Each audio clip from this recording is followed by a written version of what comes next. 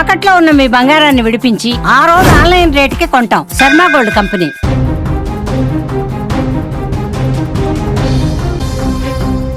Tollywood box office వద్ద megastar Chiranjeevi తన stamina ఏంటో మరోసారి నిరూపించుకున్నారు. అనిల్ రావిపూడి దర్శకత్వంలో వచ్చినటువంటి యాక్షన్ ఎంటర్టైనర్ మనశంకర వరప్రసాద్ గారు మూవీ సంక్రాంతి సెలవులను పూర్తి స్థాయిలో సద్వినియోగం చేసుకుంది. ఒకటి కాదు, రెండు కాదు, 300 కోట్ల దిశగా అడుగులు వేస్తుంది. నిన్న మొన్న వీకెండ్స్ కలిసి రావడంతో all time record, megastar all time record create చేశారు. 300 కలెక్షన్ దిశగా దూసుకువెళ్తున్నటువంటి ఈ సినిమా ప్రాంతీయ సినిమాగా అనేక రికార్డులను కూడా బద్దలు కొడుతుంది.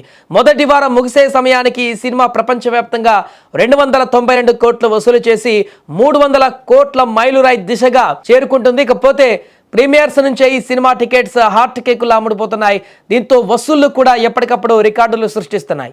ఈ సినిమా విడుదలైన 7వ రోజు కూడా 31 కోట్లు సాధించింది. తెలుగు రాష్ట్రాలలో 7వ రోజు ఇంత వసూలు సాధించినటువంటి తొలి తెలుగు చిత్రంగా నిలిచింది. ఇక విదేశాలలో ఈ సినిమాకు మంచి స్పందన వస్తుంది.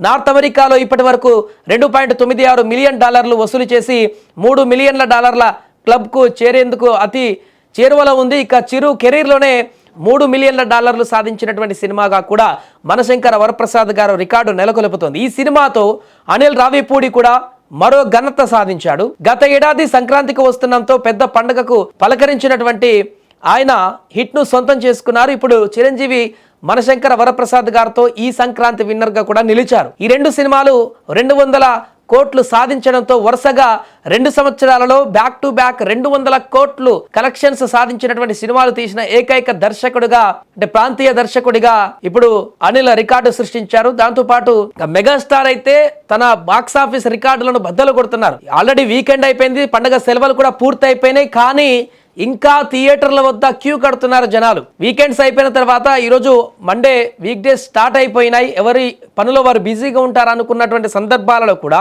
సాయంత్రం వేళలో మిగిలినటువంటి వారు, సినిమా చూడనటువంటి వారందరూ కూడా థియేటర్లకు వెళ్ళి ఇప్పుడు సినిమా చూసేటువంటి పరిస్థితి ఏర్పడుతుంది. అలాగే చూసినటువంటి వారు కూడా పండగలకు వెళ్ళి ఊర్లకు అక్కడ చూసినటువంటి వారు కూడా మరలా నగరాలకి చేరుకున్న తర్వాత ఇక్కడ మరొకసారి చూసే ప్రయత్నం చేస్తున్నారు. అంత అద్భుతంగా ఫ్యామిలీ ఆడియన్స్ ని ఆకట్టుకుంటుంది ఈ సినిమా.